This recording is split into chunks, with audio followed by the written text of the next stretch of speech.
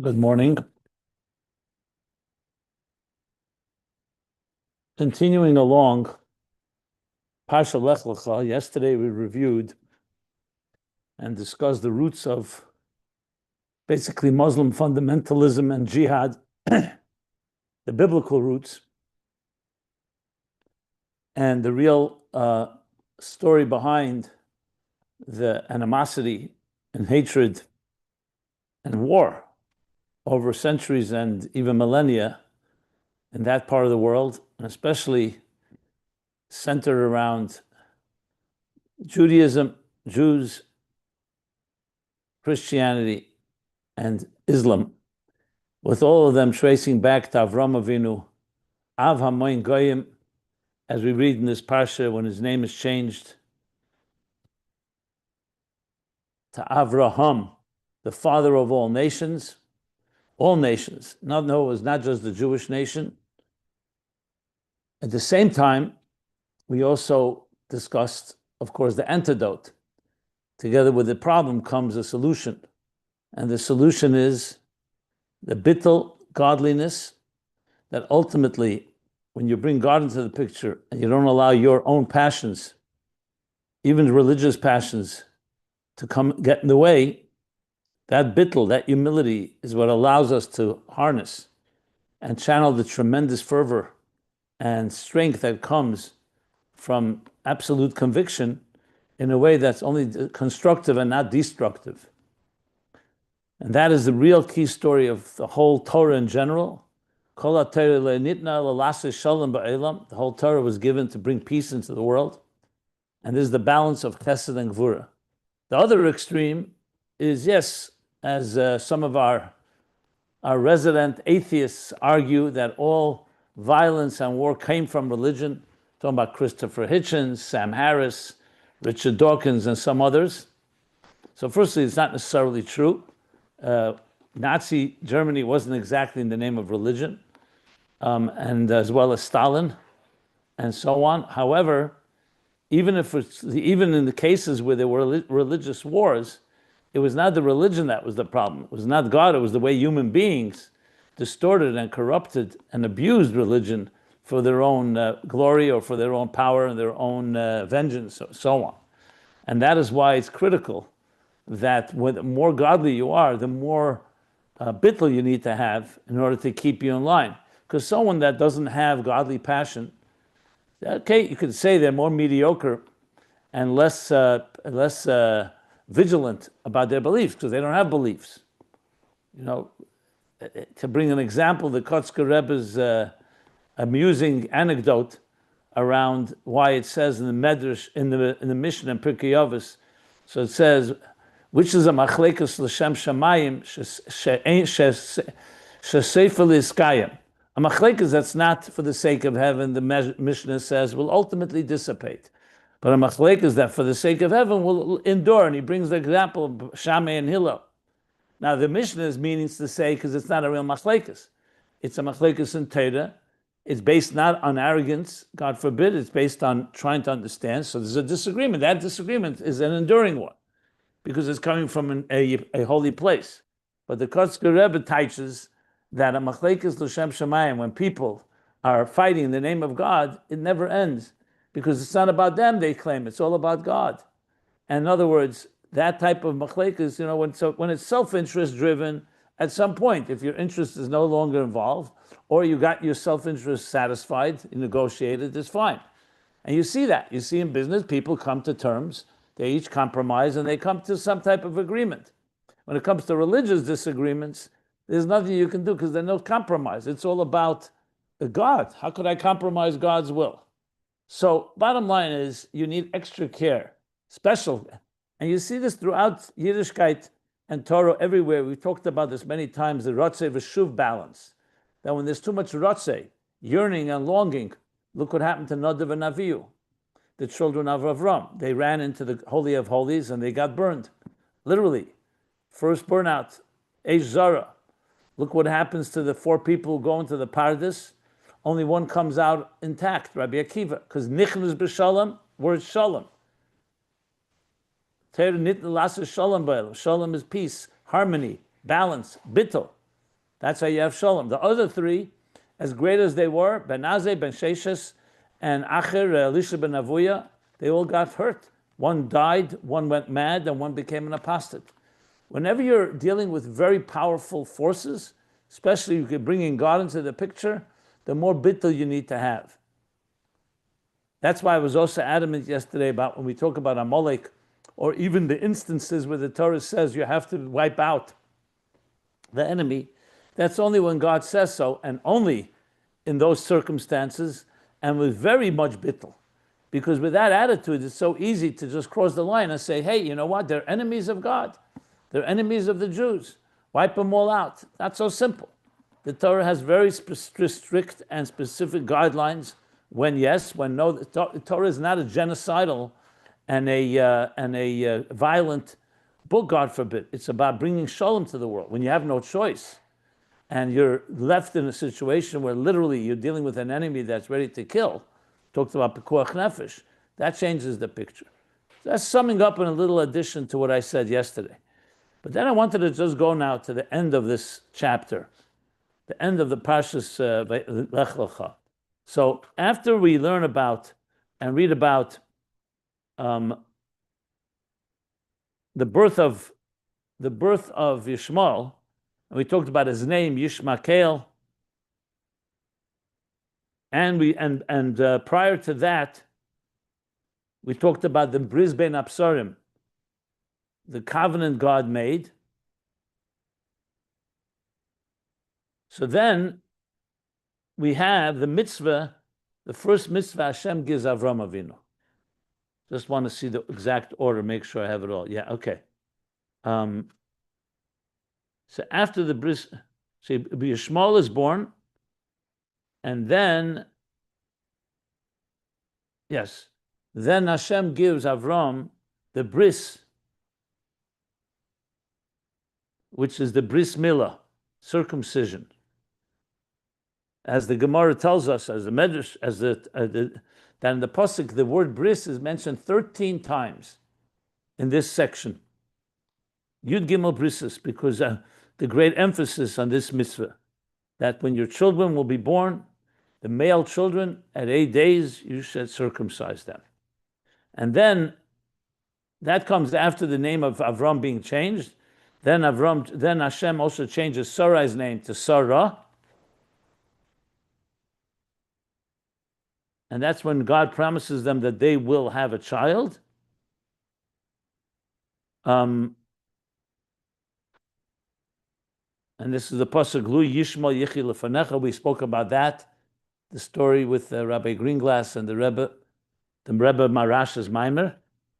I want to just see the flow here. Okay. And the end of the chapter is that Abraham fulfills God's command, and at 99 years old, he circumcises himself. Circumcises Yishmael at 13 years old. Then the pasuk has Be'etzem hayom hazeh nimel Avram v'Yishmael b'noi. In the very essence of this day, in the center of this day, Avram and Yishmael, his son, were circumcised, and all the Anshe Beisei, all the people that lived in the house, in their household, that grew up there, and as well as the cattle, were all circumcised.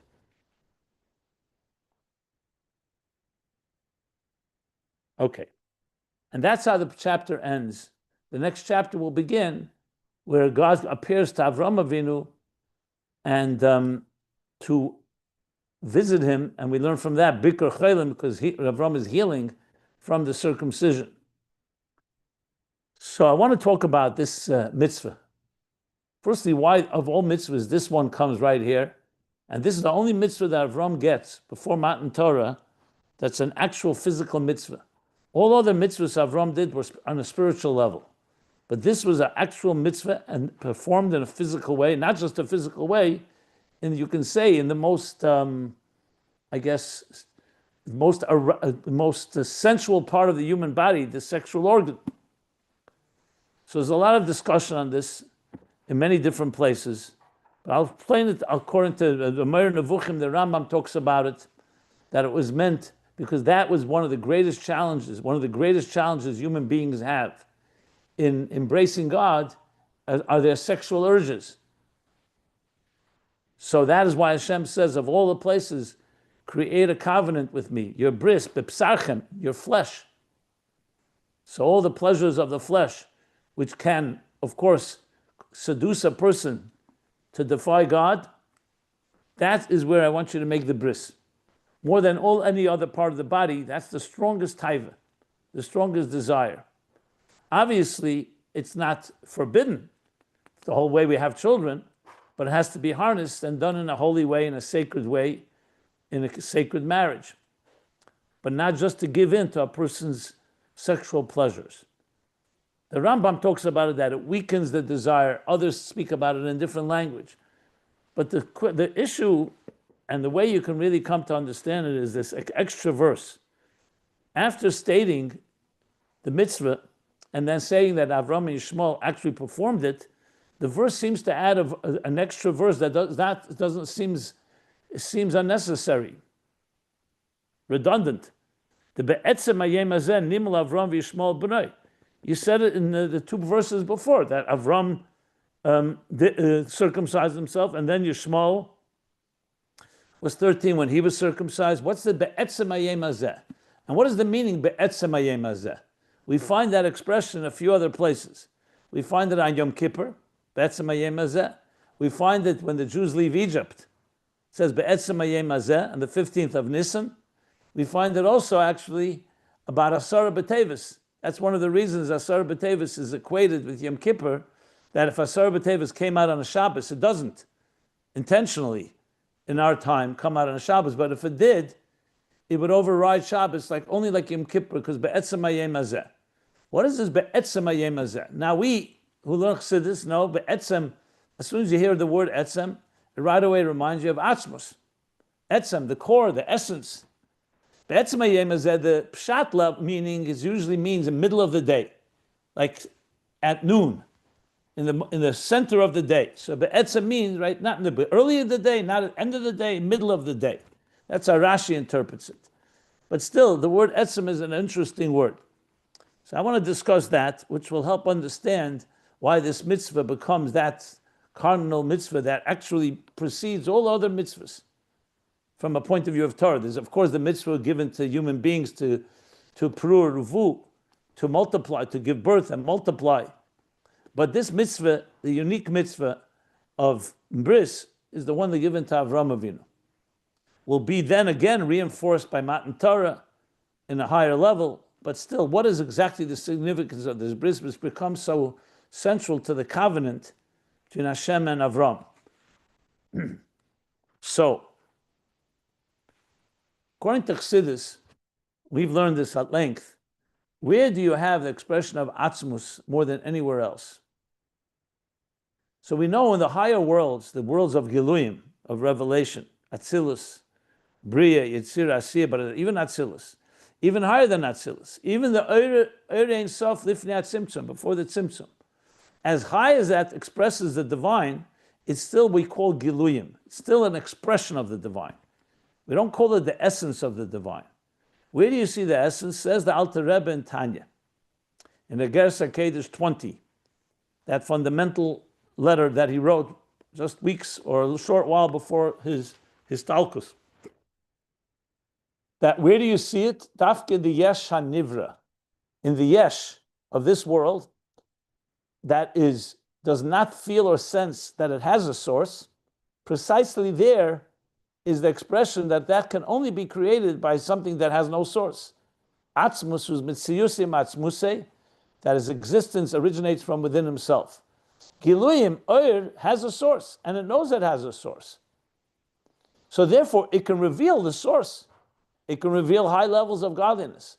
But to reveal that atzmizdika part of God, that has no source, that dafka the Yesh HaNivra is able to reveal that. Which of course goes hand in hand with that Nesava HaKadosh Baruch Hu, that God had desire to make a dira b'tachtonim dafka, in the lowest of worlds. What does the lowest of worlds have that the higher worlds don't have? It has precisely that, the ability to reveal and express something that's not revealable. We called it, part of that was the Helam Ha'atzmi. But even if you don't use that word, the etzem, that reveal levels cannot reveal the etzem. They reveal the revealed levels. Just like the sunlight can reveal that the sun gives off light. But it cannot reveal to us or express to us the things the sun has that does not shine through light. Unless the sun, of course, transmits it through the light.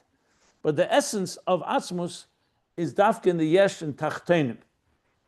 So that comes to explain why the bris was the biggest of all mitzvahs and why they use the word be'etzem hayom hazeh. It's coming to emphasize, after he tells us the bris, the pasuk is hinting to what the power of it is. That's the power of etzem. And where's the etzem? Not in your mind, learning Torah, not in your heart, loving God. Those are also great mitzvahs. It's dafka in your flesh, physical flesh, literally a circumcision that becomes a permanent covenant, becomes a permanent sign of God's relationship with the people. And not just in any part of the flesh, as I said, the part of the flesh that represents and that can bring a person to the darkest places, the ugliest places. But it also can bring a person to the greatest places. Because every human being born on this earth comes through our intimacy, through our sexuality, but only when it's harnessed toward Kedusha. So it has the greatest power, the positive, but also the greatest power to be destructive. And you look at sexuality has been the source of more wars and more animosity and more jealousy and vengeance and violence than anything else. Because it does have the ability to evoke tremendous power and passion. And when a person is in the throes of that passion, they can do things that are completely irrational. I don't think I have to elaborate on that. But you see it. You know, it's the number one moneymaker on earth. They don't talk about it. The oldest profession. And on the other hand, as I said, we call it the Holy of Holies, Kodesh Kodashim, because this is the only power that God gave the human being to give birth. That a human being can emit seed that will fertilize an egg and give birth to a new child. Nothing else can give birth. So you see, something that has such great power can go in both directions. The Ramban, in a letter, in a famous letter, Nachmanides, which many Chassanim have a custom of learning before they get married, he talks about that no one should make the mistake to think that sexuality, or they'll call it intimacy, is something that's dirty, that's maguna, that's shameful, that's ugly. On the contrary, it's the most sacred of things. The reason people sometimes may associate it because it can bring people to very ugly things. In many ways in our society, there is that like almost dark secret, people's sexual secret, so to speak, from the youngest of age. But he says clearly, do not associate it. I've always thought that he was coming to negate the concept in another religion, which is called original sin, where they see sexuality as being a necessary evil. In Judaism, that's not the case at all. Pru Revu Milas Ha'aretz V'Kivshua is a mitzvah that was given to Adam and Chava. What it can lead to things, just like we spoke about fire and water. If not harnessed, fire and water could be extremely destructive. The more powerful something is, the greater the person, the greater his power, the more destructive he can be when it's not directed properly or channeled. But the essence, the essential element of it is extremely powerful. The ability to give birth. So if you talk about how Atzmus can be replicated, and Atzilus cannot give birth. Neither can Bria, neither can Akudim, neither can Ak, neither can Erein Sof Lifnei Tzimtzum. Nothing can give birth. They can carry the power of creation because they're part of God's instruments. That, yes. But they themselves don't have the power to give birth. Only Atzmus has the power to give birth. Just like only Atzmus has the power to create a yesh. So the very fact that we have in our lives the ability to give to birth, we take it perhaps for granted, the ability to create another generation and another generation, even though till Mashiach, till Tchias HaMesim, human beings, yes, will not live forever, but before Chet Tzadaz they would have. But that's called Kayamim Be'ish. The individual won't live forever until the future. But the species of the human race, the expression is Kayamim Be'min. The species will forever be. How could mortals create eternity? Because God implanted in the human being, just like He gave us the power of free will. Hein hoya adam ka'achad mimenu. He gave us the power of free will. He also gave us the power to give birth. So birth is what Chassidus calls koyach ha'ein sof. We have the koyach ha'ein sof.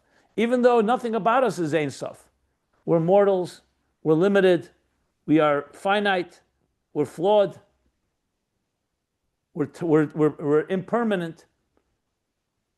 But God implanted in the human being the power of ein sof to give birth. So in that very power, the etzem, be'etzem hayem hazeh, that is where Hashem says, there you make the bris. There you acknowledge, and not just acknowledge, you create a covenant, a pact, a sign within your very flesh that you are one with me. So that also comes to address, because the question still remains, why is this, what's the sequence of events here?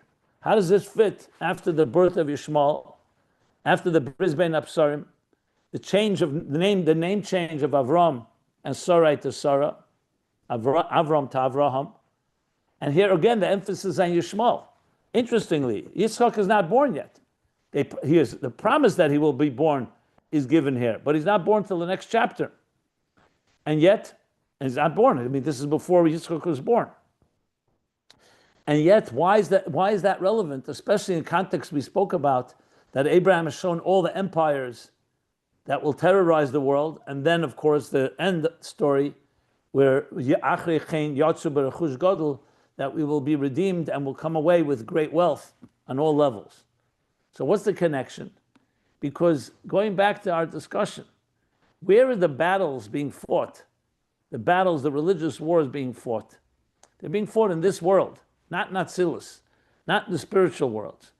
It's dafka in this very material world where all these distortions can take place. Where you could have a Yishmael, even though he's a son of Avram, Chesed, but the Chesed should not be disciplined to the point that he can create tremendous destruction ultimately. Para Adam, like we learned, like we read earlier. So the pasuk is not just Hashem happens to be mentioning bris. He's coming to say, in this very material world, where you can have all these battles that are possible, when you make a bris is the ultimate the expression of bittul. You're causing the child to have pain. You're altering the physical body in that part of the body to be a bris b'psachem, a bris with Hashem. So if it was a bittul coming in a spiritual way through meditation, or like I said, learning Torah, doing mitzvahs, giving tzedakah, love, v'haftas Hashem lekecha, that's all great, and that will come. But you want to dafke in the most physical part of this universe. That's where you want the etzem. So in other words, before all the problems would begin, with Yishmael and then later with Esav, and everything that would ensue throughout history, Hashem is magdim refu l'maka. He's saying to Avram and to Yishmael, for that matter, make a bris, make sure that embedded within the human being, within the human body, is brisi, God's covenant, a sign of Hashem. So even when things will become dark, there will always be that spark within the human being. Now, of course, you could then ask the question, so why is there no mitzvah for all nations of the world to circumcise? It's a very good question, and we can discuss it. The Christians, of course, did not embrace that mitzvah. They rejected it for whatever reason.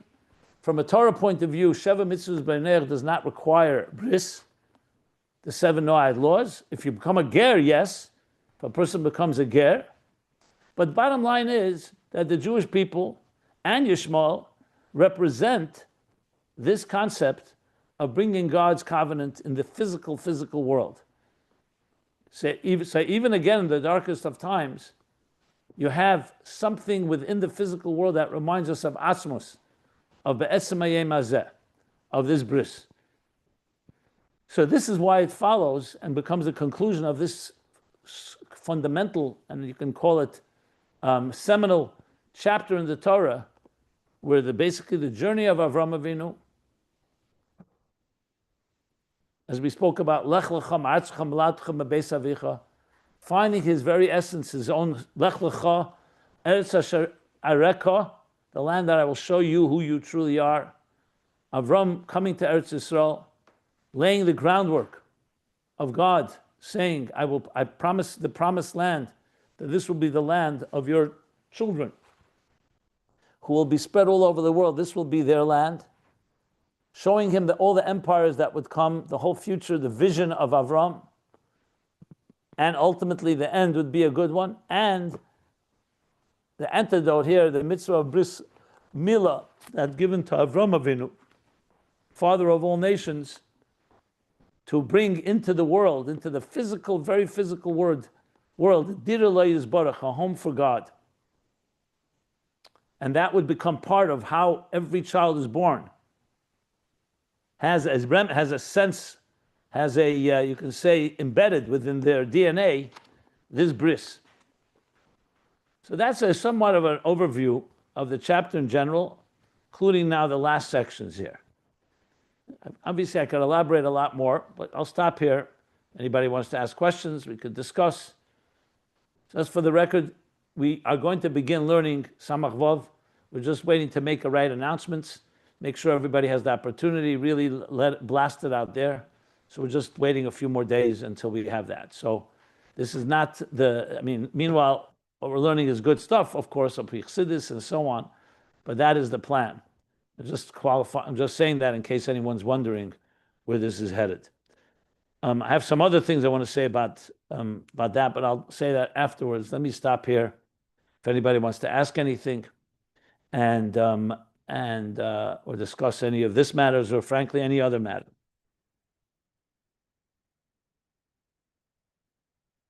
I had a question about. I'm gonna let anybody else has a question about what you just gave over. That they should go ahead of me. But I had a question about the other bris in this parsha, the bris ben Basarim, and it's obviously a perplexing ritual that occurred to establish the bris. And I was listening. I was in basically a shiur, a parsha shiur with a whatever, or a younger rabbi who has he's not a chassid, but he has maybe has a little Sephardic background, but anyways, he's into Kabbalah a little bit, and so he throws in some Kabbalah into his basically pshat explanations of the parsha. And he said that there is tremendous mystical significance of the bris ben Basarim, and I was wondering if you could comment on that point. I did. That was the whole class that I gave, is the empires of the world. The Arizal explains how each empire represents another birur, another refinement of another dimension of existence. That is, to me, the essence of the mystical vision that he had. Understanding not just history, but the story behind history. So you're talking in addition to that? Yeah. I mean, I don't know. I would suggest you asking him what he was referring to. My class was about that.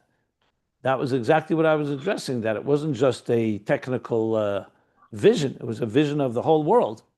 And how, indeed, every one of those four empires, Bavel, I gave sources. I mentioned the Pesach Maimorim of Tofresh Samaches and Tofshin Tes, where he talks about more detail what Yishmael is, what Esav is, which I discussed yesterday, more Chesed, Gvura, or Netzach and Hoid, as he discusses it there. So there's I didn't go through all the details, but that is basically what I would consider to be the essence of what I was trying to explain. Okay. Yeah. But I don't know. He was. I suppose I should So why ask don't you him ask him? Why don't you ask him what he meant? Maybe he has something else in mind. I was referencing the Rebbe Bechaya, and I don't know.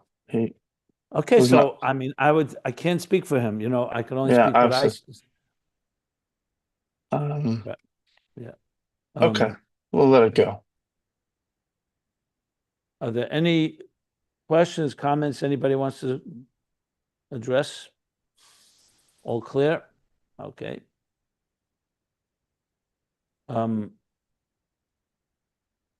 Well, if there isn't, then I'll say a few more things.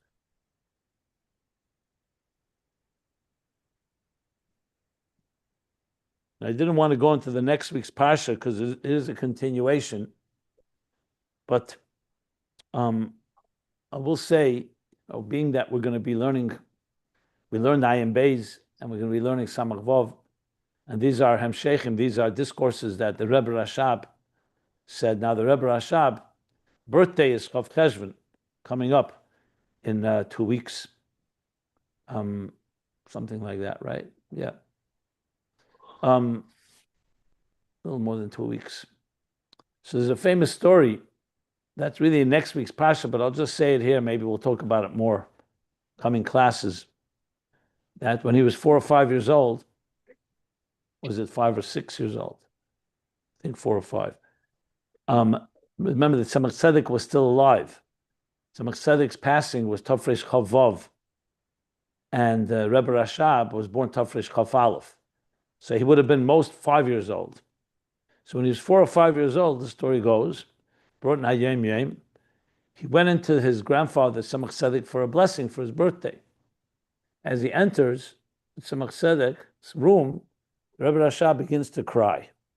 Tzemach Tzedek asked him, "Why are you crying?" So he said, because he just learned in the Parsha that Hashem, Vayera Lov Avram, that Hashem appears to Avram Avinu. And he's crying, why doesn't Hashem appear to me? So Tzemach Tzedek responded that when Aid, in some places it says Aid at Tzaddik, a Jew, a Tzaddik, to 99 years old, is machlit, determines to circumcise himself, he's worthy that God appear to him. That's the story. As I said, I'll talk about this more detail either tomorrow or the next week, if we continue on this till we start the Samach Vov. But I just wanted to say it in context of what I just discussed. You can understand the power of that and the story when you read the end of this chapter, because that's exactly what Avram did. He did something. So 99, of course, is a major Nisayan. He's not an 8-year-old child. It's a whole different experience, physical pain and everything else that comes with it. And also just to follow that, it seems like a very extreme type of mitzvah, but that's what makes him worthy that God appears to him. Now, there's a few points that are vital here. Number one is, the Rebbe emphasizes a lot, the fact that the Rebbe Rashab was crying because he wants God to appear to him, that alone is a lesson in life. That we should all have that type of sensitivity and longing to see godliness. So obviously the Rebbe Rashab was unique. He was a child, but he was going to become a Rebbe. But still, since we're told the story, there's a lesson in that. And then there's the second half.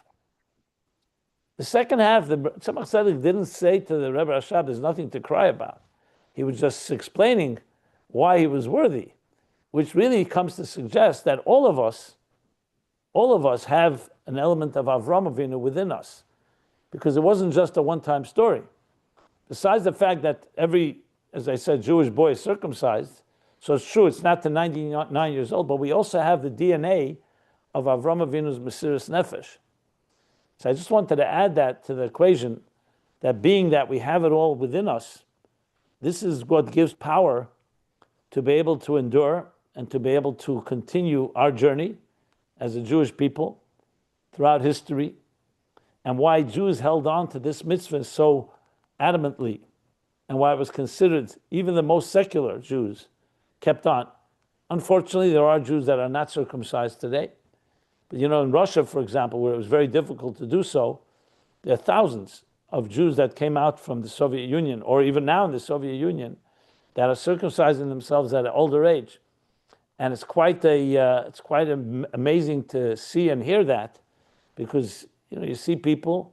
Well, again, adults, it's a whole different story. It's a real surgical procedure. It's not so simple, and it's extremely painful, of course. But nevertheless, people are doing this because it has that power. And in an interesting way, even though it's not talked about, this is part of the power that the Jewish people always have, because God is with us in our flesh. So it just helps understand the story with the Rebbe Rashab in a more deeper way. I have much more to talk about that, but I don't want to encroach on Parsha Vayera when we're still in Parsha Lech Lecha. Everything has its time. It says in the Sichos of the Frierdiker Rebbe, he says that Parsha Noach is a kalamut nevach. It's like a toned down week. It's more of a depressing week, because there was the Mabul, the flood, the great flood. But the end of the Parsha, it starts going lebedik. It becomes more celebratory because Avram Avinu was born. But Lech Lecha is considered a lebedik avach, a lively week, because the whole Parsha is about Avram Avinu, who starts bringing the light into the world. And as we learn in the Maimer Bas Legani, that Avram is the first of the 7 generations that begins to reverse the process that began after Chet Eitzadas, after eating from the tree of knowledge, which caused the Shechina to be nostalgic, to be concealed, generation after generation, 7 generations, that mean, or even more than 7, it's actually 20 generations to Avram Avinu. But bottom line is that it became more and more concealed. Avram was the first who started bringing the Shechina back from Rekiah Shvi to Rekiah Shishi, and the process would continue in the subsequent generations till Moshe, the 7th generation, who would bring it down, the Shechina Lamata, like it was in the beginning of creation by Matan Torah, and consummated even more so by the Mishkan V'Shechanti B'Seicham. So Avram stands for that. The Arizal also adds an interesting thing. He says the beginning of the Yichud of Matan Torah begins with Avram Avinu. Even though the real Yichud, the real unity, will happen later, when Moshe receives the Torah on Har Sinai, Vayered Hashem al Har Sinai, and the Torah is formally given to the people, to the Jewish people, but the Yichud begins with Avram Avinu, to just show how Avram pioneers and breaks through the path that would ultimately lead to Matan Torah. And Bris is one of the reasons that is given before Matan Torah to have a taste of the transformation of the physical world. Because remember, the Avodah of the Oves only was spiritual. It did not change the physical world. It changed people, but not the Chefza, not the very matter of the world, except Bris. So one mitzvah changed the very matter of this world, and that would give strength, being at the beginning of the Yichud, to what would come later with Matan Torah, which would then establish once and for all that we have the power to turn matter into energy. Not just to access energy, but actually to transform the physical world into a home for the divine. The Mishkan, which is made silver, gold, copper, etc., and turn it into V'Shachanti B'Seichem, a place where God dwells and resides. Okay, so that's an additional few points that I added. Again, if somebody wants to weigh in, please do so.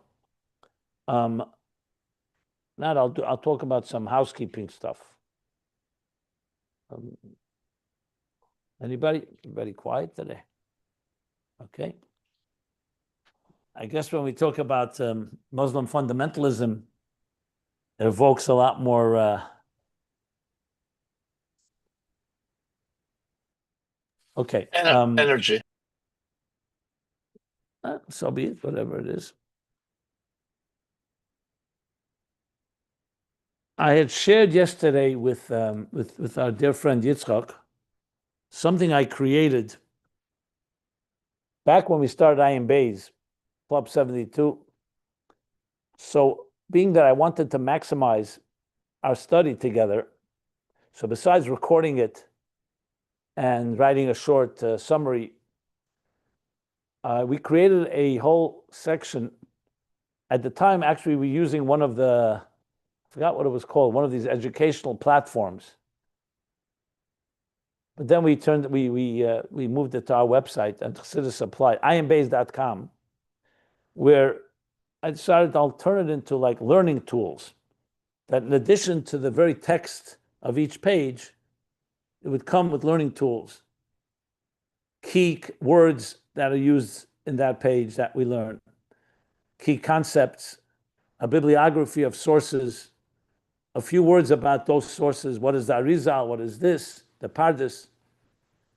A short summary, a longer summary, points to consider, points for discussion, some questions that may emerge, cross-referencing, and a few other tools.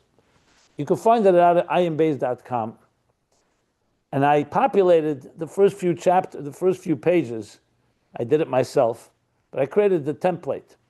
My objective with it was that ultimately try to find some students or interns or anyone, frankly, who would be willing to follow that template and actually start populating these pages. So my dream at the time was I would let people know about it and let's see if we can put together a team. Obviously, there's so many projects going on that to prioritize. I didn't end up doing that. But since you suggested, Yitzhak, today that you, in your own free time, would like to do that, I definitely would encourage it. Obviously, we could always review it to make sure, but I'd rather do it, even if it's not perfect, than not do it. And that itself teaches, I know I learned on the job. We've all learned on the job. The only way to learn is by doing it. So I definitely encourage, if you're willing, and I want to say this as well to anyone in this class, it's a very good exercise for your own deeper learning because it forces you to have to then look at a page, study it, but you have a template that I created, so it's not, it still has, it's going to take work and creative thinking and writing down, but at least you have a structure. Like, for example, in each page, every page is going to have a concept. It's going to have the name of a Gadol B'Yisrael, of one of the Sfarim, or some other term that needs to be explained. So I would definitely encourage to do the best you can, and whatever you're unable to do, whatever reason, you could always leave it blank, and someone else could. But if we can mobilize and a team and get more and more people involved, then I think it's doable. For me to do it all myself, it's time consuming and it takes, and I just don't. So I thought it would be a good way to help train and teach people. So I'm just responding to you, but I'm also saying it to the whole group. Check it out and see. And I think it can turn into a tremendous resource for everybody. Because remember, Ayin Beis does cover all of Chassidus, and whatever is there becomes a resource for learning other stuff as well. For example, if you have a description of the Pardes of the Ramak, or the Arizal, or the Rashbi, or Gemara, and so on, this can be used elsewhere. It could become its own like glossary, as well as the other tools that I've done there, and really be something that will be a contribution to everyone who's learning Chassidus in whatever text they may be learning. So I wanted to throw that out there. I think it's a good idea, and by all means, since there's no deadline and there's no pressure, you can do it at your own pace. And as I said, you're doing it doing it there. You can give access. We can figure out how exactly to post it all. And I'll be happy to review it, but I think from my point of view, I would even post it and then slowly review it when in time. I'm not so concerned. I think that we can start so-called getting it out there. Okay, that's what I wanted to add in that element. I was going to suggest, since you're opening it up to the whole group, which I think is wonderful, if you think it's a good idea, I can create a Google document, when people, for example, sign up and say Tehillim or to learn Mishnayos,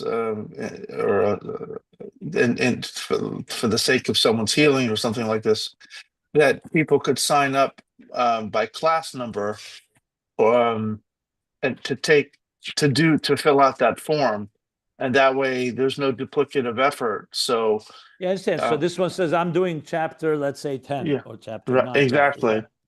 So I will set that up and then just ask that if people want to participate in this project, that they first write in their name that they're committed to, at least as much as they can, to do a certain chapter. and that way there's no duplicative effort. And if someone doesn't get to it, they don't, it's not like you're signing a mortgage, but that way there's no overlap. So I will put that out there, and everyone, is invited. I posted the first chapter on the WhatsApp group of these learning tools, these learning aids. It's basically taking each recording that Rabbi Jacobson did of the earlier chapters of Ayin Beis, and then you'll see there's just as he explained, there's a summary and keywords and sources, and this. It's a really good template to show you what you can do with it. And I posted it in the WhatsApp group, so you can all easily just click on it to see what is it that we're talking about and what kind of work is entailed. Basically, you'd have to watch the class and then sort of follow, think about the core concepts of that class, and as Rabbi said, key sources or key words, new words, or the jump out at you is fundamental, fundamental to Hasidus. And anyways, for people that want to understand this better and want to maybe consider participating, take a look at the WhatsApp group. I posted it. I said I put on two. I think I called it two treats for yesterday. Some treats of Chassidus today. The first one is Dafke, this learning tool, and it's not just the class. It's when you click on it, it's not just the video. It's the video plus the text of the class. In other words, where he's holding in the class, and then these other categories. And anyways, just in case everyone's wondering what we're talking about, go to the WhatsApp group and click on item number 1, where I put some treats of Chassidus today. Okay, very good. Thank you for that. Thank you for that.